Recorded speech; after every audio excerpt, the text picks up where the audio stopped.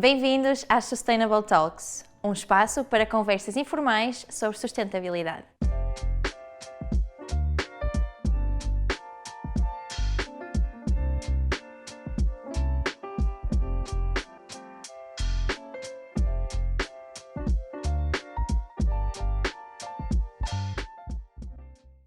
A nossa convidada hoje é a Cristina Calheiros. Ela é investigadora do CIMAR, Centro Interdisciplinar de Investigação Marinha e Ambiental da Universidade do Porto, e vice-presidente da Associação Nacional de Coberturas Verdes. Bem-vinda, Cristina. Obrigada por estar aqui hoje. Muito obrigada, Joana. O prazer é meu. Muito obrigada pelo convite. Cristina, eu acho que para entendermos melhor o que é que estes cargos significam na prática, a minha primeira pergunta, e para começarmos aqui a nossa conversa, é em que é que realmente consiste o teu trabalho? Eu realmente dedico-me a várias causas, posso assim dizer, mas se calhar para explicar melhor, o meu campo de ação faz-se a 3 níveis. Central, a nível da investigação científica, desenvolvimento de soluções baseadas na natureza, para a sustentabilidade dos territórios, para fazer face também aos desafios atuais da sociedade, muito também ligado às alterações climáticas e o efeito que elas têm nas nossas comunidades. E depois, a outro nível, também da educação, que trabalho muito com professores e estudantes, também na área da educação ambiental e educação para a sustentabilidade. E depois a veia do associativismo, porque também estou muito ligada à Ordem dos Engenheiros e à NCV, que me permite que eu tenha também uma visão mais alargada e que me permite trabalhar com municípios, com empresas, estas questões da sustentabilidade e também ligadas às soluções que podem ser aplicadas, tanto a nível pessoal como das infraestruturas. Portanto, assim, de uma forma resumida, é isto que eu me dedico no dia-a-dia. Sim, vou pegar exatamente na palavra sustentabilidade, não é? Que estamos aqui para falar sobre isso, e perguntar-te o que é que isto significa para ti? Como é que a sustentabilidade faz parte do teu dia? A sustentabilidade faz parte de certa forma, a nível pessoal, também na minha forma de estar, a nível familiar também, e depois no trabalho, naquilo que eu dou do meu trabalho. Para mim, a sustentabilidade, se formos à palavra de preservar, cuidar, permanecer, a insustentabilidade é o desequilíbrio. E a pessoa pensa, onde é que está a sustentabilidade nas coisas que eu faço, a vários níveis, e se quisermos então ter os 3 pilares do desenvolvimento sustentável, a parte económica, ambiental e social, isso reflete-se, tento que isso se reflita no meu trabalho, nas soluções que desenvolvo e também na parte educativa, que é muito importante, ao passar aos outros esse conhecimento e essa sensibilidade. Exato. Esta questão de encontrar o equilíbrio, quando falamos em sustentabilidade, claro que o objetivo para tudo, não é? Devemos encontrar um equilíbrio. Mas no caso da sustentabilidade é uma coisa fácil, difícil? Como é que nós, não é? Portanto, a sustentabilidade é algo que tem que ser sustentável e tem que sustentar, mas como é que conseguimos esse equilíbrio? Sustentável não quer dizer que as coisas estejam em partes iguais, nem que estejam todos, entre aspas, a ganhar da mesma forma. A sustentabilidade pode ser estabelecida de várias formas. Eu, na minha perspectiva, penso a longo prazo, algo que seja durável, e por isso também tão importante a economia circular, porque permite que nós pensamos em soluções a longo prazo, utilizando os recursos que temos à nossa disposição e evitando consumir os recursos primários, não é? Esgotar também os recursos. Portanto, não há fórmulas perfeitas. Eu acho que aqui a investigação é muito importante, porque a investigação dá-nos conhecimento, segue um método, temos resultados científicos que podem sustentar escolhas mais sustentáveis. Então é importante recorrermos à parte da investigação científica, ao conhecimento que se tem até à data, para nos ajudar a tomar, então, seguir os nossos caminhos, porque não há o caminho da sustentabilidade. Coisa muito importante em nós, o ser humano é um ser biofílico, gosta da natureza, faz parte da natureza e há vários caminhos que ele pode seguir, se tiver conhecimento para tomar as melhores decisões, e isso é o caminho da sustentabilidade, né, a meu ver. Pegando aqui numa coisa que a Cristina disse, não é? Que a sustentabilidade tem 3 dimensões, não é? Tem a económica, a ambiental e a social, e muitas vezes fala-se mais numa dimensão do que outra. Para as empresas sabemos perfeitamente que a económica é crucial. Portanto, como é que, tendo em consideração estas 3 dimensões e sabendo que a sustentabilidade não é um percurso linear e não existe um único percurso, existem várias possibilidades, como é que a sustentabilidade pode ter, e as empresas podem ter um papel para mitigar, por exemplo, as alterações climáticas e fazer face aos desafios sociais que nós encontramos nos dias de hoje? Realmente, se falarmos em termos empresariais e industriais, há aqui vários aspectos que se pode ter em conta, que é, se focarmos no produto, de termos em atenção todo o ciclo de vida do produto, sustentabilidade na produção, desde as matérias-primas que são consumidas, de onde é que elas vêm, a energia que se gasta na manufatura, não é? Portanto, também muito ligado ao ecodesign, e até à embalagem, e a passar também como chega ao consumidor. Tudo isso pode-se trabalhar a nível de sustentabilidade, dos recursos que são consumidos, no fundo é o tal Life Cycle Assessment, essa análise de ciclo de vida e o ecodesign, e aí pode-se ir de encontro à sustentabilidade. Depois também há a sustentabilidade da operação da própria empresa, do edifício. Como é que uma empresa a elaborar pode incorporar a sustentabilidade, seja a nível do tipo de energia que consome, a água, os alimentos que tem à disposição para os colaboradores e todos os materiais que usa. Isto pode ser depois aos pormenores. Claro. E a nível pessoal também das pessoas, então em questões sociais, desde, por exemplo, criar bons ambientes para as pessoas trabalharem, por exemplo, a introdução de uma destas soluções baseadas na natureza, que são jardins verticais, em contexto do interior dos edifícios, ajuda no bem-estar das pessoas, portanto, a parte social, mas também económica, porque a produtividade das pessoas também aumenta. Isto já está estudado, o bem-estar a nível da parte psicológica, da pressão arterial é incrível, e isto pela introdução de soluções baseadas na natureza. Se fizermos a ligação às alterações climáticas, então a estes 3 níveis pode ter impacto a atenuação Claro. em termos da sustentabilidade. Vou pegar nos jardins verticais, porque eu sei que a Cristina faz, não diretamente com os jardins verticais, mas que faz aqui então o tal trabalho relacionado com soluções baseadas na natureza e com coberturas verdes, não é? Portanto, quando falamos em coberturas verdes, em que é que estamos a falar? Coberturas verdes, também chamados telhados verdes, é a introdução de sistemas tecnológicos, sistemas de engenharia modernos, porque em termos históricos os telhados verdes já são vistos desde há muito tempo. A novidade aqui é esse toque da sustentabilidade, é que são sistemas baseados em conhecimento científico, diretrizes e guias técnicos muito específicos, e que têm também esta preocupação da sustentabilidade por causa dos materiais que são incorporados. Portanto, temos um edifício novo, podemos preconizar a introdução de uma cobertura verde, porque ela providencia diversos serviços dos ecossistemas. Claro. Estes serviços são serviços gratuitos. Dá-nos oxigênio, sequestro do carbono, a parte térmica dos edifícios, melhora a parte térmica e acústica, o microclima das cidades, Principalmente panóplia. agora que as cidades estão a tornar cada vez mais urbanas, não é? Portanto, acaba por ter um Exatamente. impacto bastante diferente.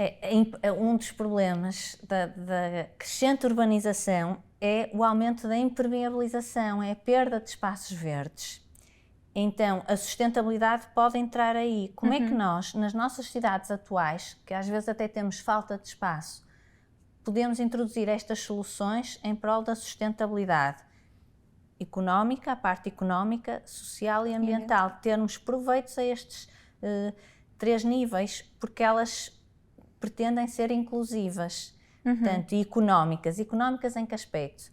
Nos materiais que são utilizados, e as empresas têm um papel muito importante, porque estas soluções só se conseguem implementar se existirem empresas que fornecem estes serviços e que são especializadas e têm conhecimentos para prestar, porque senão é como tudo, senão depois as coisas não funcionam bem.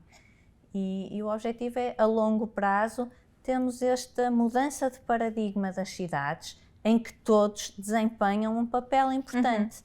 As pessoas, que são as que vivem nos espaços, as empresas, que providenciam estes serviços e a implementação das soluções, e os municípios. Os municípios também têm que estar abertos a fazer, não é business as usual, é fazer diferente. Claro.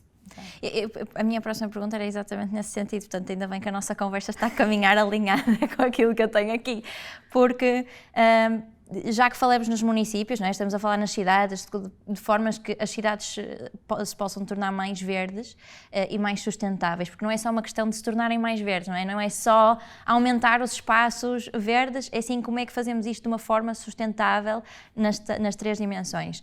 E, portanto, olhando aqui para a sustentabilidade, eu acredito que não só as empresas têm um papel fundamental para esta mudança acontecer, mas a minha pergunta é, e os municípios? Os municípios podem também ser um mote para colaborar nessa mudança de mentalidades?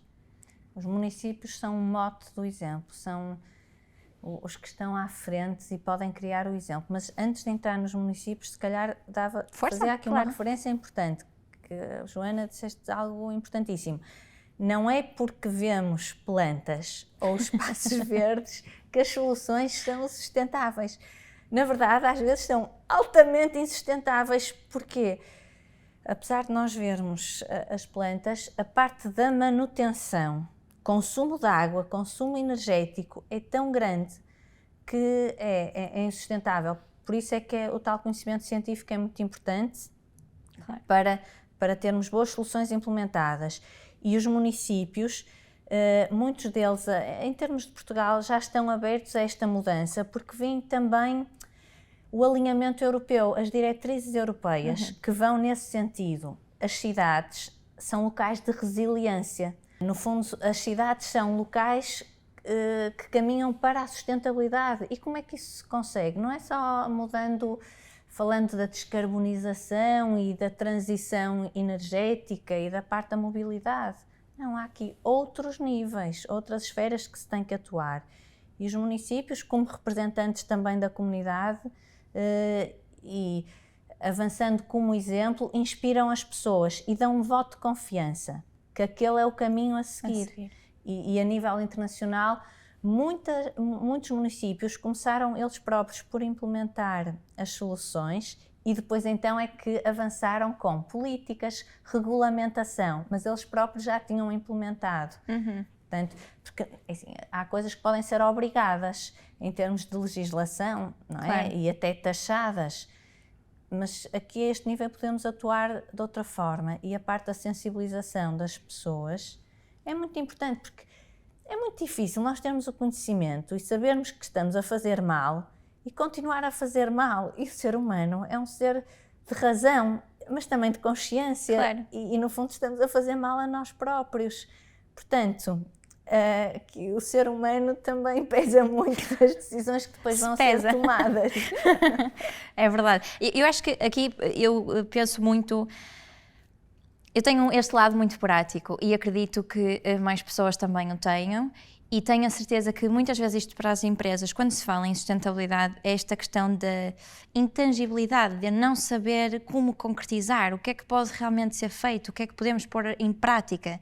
E acho que é preciso dar um bocadinho de exemplos, e digo isto a nível das empresas e até dos municípios, não é? Portanto, a minha pergunta é o que é que os municípios podem fazer? Que tipo de coisas é que eles podem pôr em prática para serem mais sustentáveis? Se calhar, essa é a pergunta... Tcharam! Eu acho que é preciso ter consciência de uma coisa, não há solução perfeita e cada município tem também especificidades próprias. porque nós temos que jogar com a localização geográfica, com os assets do local, não é? O que tem de melhor aquela região, a cultura das próprias pessoas, Claro. os hábitos. Portanto, não é necessário inventar a roda, porque estas soluções e estes caminhos para a sustentabilidade já existem. Eu acho que tem que ser criterioso da forma como aplicar, porque eu já disse que se pode aplicar realmente a vários níveis, mas as pessoas têm que ser uma parte ativa, porque são elas depois que vão pôr em prática as coisas e fazer com que elas perdurem. Claro. E nós vimos isto dos sacos de plástico, não é? Que no início foi um choque, mas depois houve uma evolução e uma compreensão, não é? A questão também, por exemplo, do óleo de palma, que por causa da desflorestação e também o trabalho infantil e outras questões, rapidamente as marcas deram um sinal, porque o consumidor estava preocupado e queria outra coisa mais sustentável. Claro. Não estou a dizer que mudaram para algo mais sustentável, mas é assim, a indústria também se mexeu para dar resposta às preocupações do consumidor, por isso... Sim, e como o Fernando Pessoa dizia, não é? Primeiro estranha-se, depois entranha-se, não é? Portanto, aos pouquinhos a coisa vai se entranhando em nós e acabam por se tornar hábitos. Mas há aqui uma coisa que Cristina, tu falaste, que é, por exemplo, vou pegar num exemplo do óleo de palma, não é? Por causa da desflorestação, que sem dúvida é um tópico. E acho que a investigação aqui tem um papel fundamental, não é? Portanto, nós mais do que nunca hoje temos acesso à comunicação, acesso à informação e muitas vezes não vamos verificar a fonte, não somos rigorosos a esse nível, não é? Porque temos o telejornal e, portanto, à partida confiamos de que quem nos está a entregar determinada informação ou determinada notícia o está a fazer com as fontes corretas. Mas por causa desse excesso de informação, há aqui muitas vezes esta questão da desflorestação e do óleo de palma, pegando neste exemplo, que de repente já ninguém queria nada com óleo de palma por causa da desflorestação. Não é? E porquê? Porque houve ali um boom e um excesso de comunicação, e claro que não estou a dizer que não foi com razão, não é? Tem que se chamar a atenção para estes temas, mas como é que nós medimos e como é que a investigação tem um papel e nós podemos rapidamente aceder à investigação que está a ser feita para termos a certeza que estamos a aceder à informação e ao conhecimento correto. Então, isto foi um exemplo e Claro. mostra muito também a questão das modas e de preocupações pontuais que depois Desaparecem. E isso é que é o perigoso, porque se nós queremos ser sustentáveis é para mudar a forma de estar e não é por um período de tempo porque é moda. Portanto, isso há que ter em conta, analisarmos os problemas, identificar e ver quais são as soluções, de forma a que haja realmente uma mudança de hábitos e de saber fazer. A investigação pode ajudar e é importantíssima, tem o seu papel na comunicação dos dados, do conhecimento. E eu acho que atualmente há um esforço grande dos centros de investigação, das universidades, onde se gera conhecimento, de passar para o público na linguagem mais adequada. E aqui temos vários públicos, seja a nível dos decisores políticos, seja a nível das empresas, como também das escolas e professores e do público em geral. Claro. Portanto, porque o conhecimento está a ser gerado e às vezes não passa porque estamos a falar línguas diferentes, mas eu penso que está a haver, para já, por parte das empresas, um reconhecimento que a investigação, a inovação é importante para mudar para formas mais sustentáveis de estar e de produzir, e as pessoas também estão a ouvir mais a ciência por causa dos dados que são produzidos e da forma como são produzidos, porque temos um método científico, a ciência não é algo abstrato, é objetivo, é concreto. Portanto, até à data é o melhor conhecimento que se consegue produzir.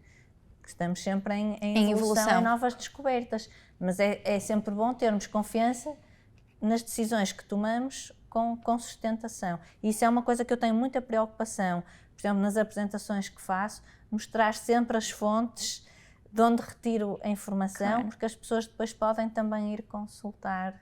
e validar. Sim, e verificar. Exatamente, não é? Eu também acho que é uma questão de validação, não só para quem comunica, mas para quem está a receber essa informação, ou seja, que nós temos, porque todos somos livres, não é, de dar a nossa opinião, e temos opiniões divergentes em várias situações, como é lógico, mas tem que ser sustentada e temos que ter consciência que temos eventualmente factos que rebatem a nossa opinião e não há nada que podemos fazer. E a pessoa não pode ficar assoberbada com a quantidade de informação. Claro. Isso também às vezes é um obstáculo e é um fator de medo e receio para as pessoas que preferem não saber do que saber tu.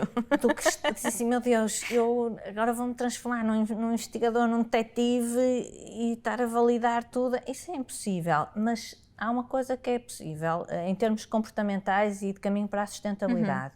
É os produtos que nós escolhemos quando vamos ao supermercado, por exemplo, porque há bocado estava a perguntar no dia-a-dia, as pessoas, sim, ninguém nos obriga a comprar, o dinheiro é nosso, nós vamos ao supermercado comprar as roupas, ninguém nos obriga a fazer aquelas escolhas.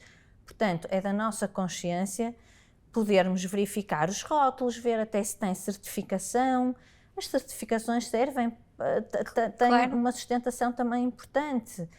Não estou a dizer que agora vamos parar de consumir coisas que vêm de outros países, não é isso, mas é consumo consciente. Dentro das opções que temos, no fundo, tentarmos escolher aquelas que não só fazem mais sentido para nós, mas que também são mais conscientes e sustentáveis. Isso é o que é uma pequena contribuição a nível de consumo que cada um pode ter. Claro. A nível das empresas, e aqui pegando na investigação novamente, como é que esta questão da investigação é fundamental, não é? E como é que as empresas podem beneficiar da investigação que está a ser feita, que está constantemente em evolução, como nós dizíamos, não é? Como é que elas rapidamente podem ter acesso a isso? Como é que a Cristina vê isso a acontecer? Essa é uma das vertentes que mais me alicia. Porquê? Porque é a colaboração. É o mundo da colaboração, da cooperação, que é as pessoas partilharem conhecimento ou uma empresa que queira desenvolver um produto, procurar a investigação para ajudá-la a desenvolver esse produto mais sustentável. Isso já acontece com várias universidades e a vários níveis, seja no desenvolvimento do produto, dos materiais, depende se é alimentar ou não, mas isso já acontece. Isso está-se a abrir agora, porque havia também muito receio por causa da propriedade intelectual, dos procedimentos, mas isso sofreu uma evolução enorme. As coisas estão muito mais facilitadas e temos muitas empresas a procurar universidades para ajudá-las a mudar e a evoluir. As empresas, quando vão ter, por exemplo, com vocês, ou com os centros de investigação, que seja, como é que isso acontece? Já vão com algum desafio? Já vão com alguma ideia? Ou vão com algum problema? Não é? Ou seja, se eu tivesse uma empresa e eu quisesse ter com a Cristina, como é que isso acontecia? Normalmente as empresas têm algum desafio, algum problema e contactam as universidades. Normalmente há vários grupos especializados nas diferentes temáticas e depois são estes investigadores que trabalham com as empresas. Às vezes há um enquadramento financeiro até de concorrer a projetos em conjunto. Por isso pode acontecer as empresas procurarem as universidades para ajudar a resolver um problema, ou então as universidades procurarem também empresas e proporem a este desafio, a esta oportunidade de um concurso que está a ser lançado, o que é que vocês gostariam de ver resolvido na vossa empresa que nós podemos ajudar porque temos estas especialidades. Então eles pensam, realmente gostava de desenvolver isto, aperfeiçoar isto, melhorar. Então pode ser nas duas vertentes. Exato. Então, ou seja, temos aqui, no fundo, a vertente das empresas, a vertente da investigação, que está claramente dentro do âmbito de universidades, muitas vezes, e dentro das universidades nós temos os jovens, não é? Que também são gerações futuras. E quando digo em jovens, não falamos só em universidades, falamos em escolas secundárias, em escolas primárias. Como é que nós adaptamos a investigação para comunicar com estas pessoas, porque claramente em qualquer situação nós temos que adaptar a nossa forma de comunicar para o público que temos à nossa frente. Eu digo muitas vezes que a investigação, às vezes eu estou a ler um artigo e aquilo é tipo um advogado a redigir um contrato, não é? Que temos ali um vocabulário que não é o vocabulário que nós não muitas é o vezes... adequado. Exatamente, e portanto como é que a investigação pode influenciar então as gerações futuras? Não é o adequado para se comunicar ciência. Exatamente. Porque é o adequado em termos científicos. Sim, exatamente, em termos científicos sim, Exato. mas como é que nós, no fundo, traduzimos essa informação, não é? Para ser mais fácil. Eu se calhar utilizava aqui a palavra cativar e criatividade. A parte de comunicação de ciência às camadas mais jovens, desde primeiro ciclo, segundo ciclo, depois até ao secundário, depois universitário, mas fazer compreender nestas camadas mais jovens tem que ser bem preparada. Estes recursos educativos e pedagógicos, esta comunicação tem que ser muito bem preparada. E eu falo por mim, o meu perfil é de investigadora, sou engenheira do ambiente. Eu não fui preparada para comunicar ciência, mas eu faço isso no dia-a-dia e tive que me preparar, tive que me inteirar, também eu própria me formar a esses níveis. Portanto, uma pessoa tem que ter consciência que depois, se quiser, ou tem um gabinete na universidade que ajuda também nessa comunicação e ela própria também pode melhorar os seus skills. Sim. Isso faz toda a diferença. Porque senão depois não somos compreendidos e não conseguimos cativar, chamar a atenção. E essa é que faz toda a diferença nas sementinhas que nós deixamos, que depois germinem, senão claro.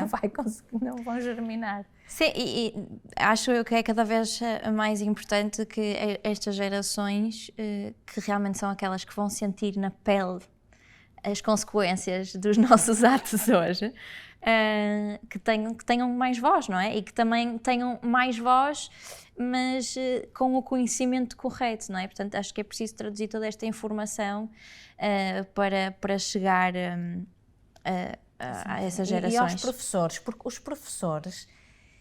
Eu tenho um imenso respeito pelos professores, porque os professores são os que passam mais tempo com as crianças durante o dia. Eles são os influencers,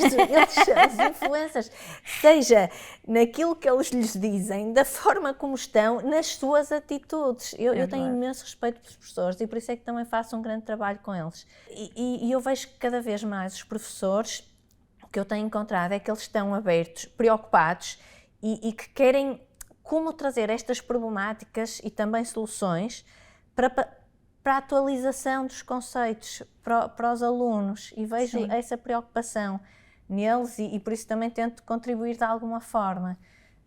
Mas é interessante porque eu acho que a educação era estática, era um pouco estática, porque se focava em determinados assuntos e agora as coisas são dinâmicas, mais interativas e os recursos também, temos outros recursos à disposição. Claro. O que é que, Cristina, tu consideras que sejam os principais motores para cada um de nós adotar um estilo de vida mais sustentável, seja a nível profissional ou a nível individual, não é? O que é que... Primeiro eu diria a vontade humana. A vontade. A pessoa deixar de estar acomodada, deixar de ter a inércia, ter vontade de agir. Não precisa de ser o máximo, de fazer imensas coisas, às vezes é pequenas coisas, mas é ter vontade, ação, criatividade e estar aberto ao conhecimento, à pessoa de aprender e também de não ter medo de fazer escolhas e seguir esses caminhos. Portanto, eu penso que estes são os motores principais e a parte do conhecimento a sustentar tudo isto. Eu tenho aqui só uma última pergunta e é relacionado com o teu trabalho, Cristina. Queria só voltar aqui às coberturas verdes, porque acho que ficou aqui uma coisa por dizer, que é, eu sei que existe um guia de coberturas verdes. Queres-me contar um bocadinho mais sobre isso? Sim, posso. O guia é importantíssimo, foi o primeiro guia português a nível de projeto, instalação e manutenção de coberturas verdes, adaptado ao clima português, porque existem outros guias a nível internacional, mas este é o guia em que estão delineadas as estratégias e as diretrizes para a implementação destas coberturas verdes, baseado também em conhecimento científico e também em conhecimento prático das empresas, porque quem contribuiu para este guia, que foi publicado pela Associação Nacional de Coberturas Verdes, também com o apoio da Ordem dos Engenheiros, quem contribuiu foram investigadores, professores, empresas. Portanto, temos aqui a colaboração de que falávamos há bocado, não é? E isto não é por isso é que não é feito para alguém específico. Bebeu de várias experiências, vários conhecimentos e agora pode ser utilizado tanto pelos municípios, como pelas empresas, como também a nível universitário de investigação. Mas temos ali um documento estratégico que irão sair novas edições, porque obviamente vamos fazendo atualizações, mas isto é importantíssimo para nos mostrar o caminho. Temos aqui um guia para o caminho. Materializar a sustentabilidade, exatamente. Eu acho que isso é essencial, não é? E acho que essa pode efetivamente ser a nossa última deixa e depois podemos dar mais indicações até de como é que se pode, se calhar, aceder a este guia, Cristina. Exatamente, não é? pela associação, pelo site da associação, é uma das possibilidades. Por isso, ficamos com esta deixa da importância de materializar a sustentabilidade e de consciencializar toda a gente para este caminho. Por isso, obrigada pela tua presença, Cristina, nesta Sustainable Talk e até à próxima.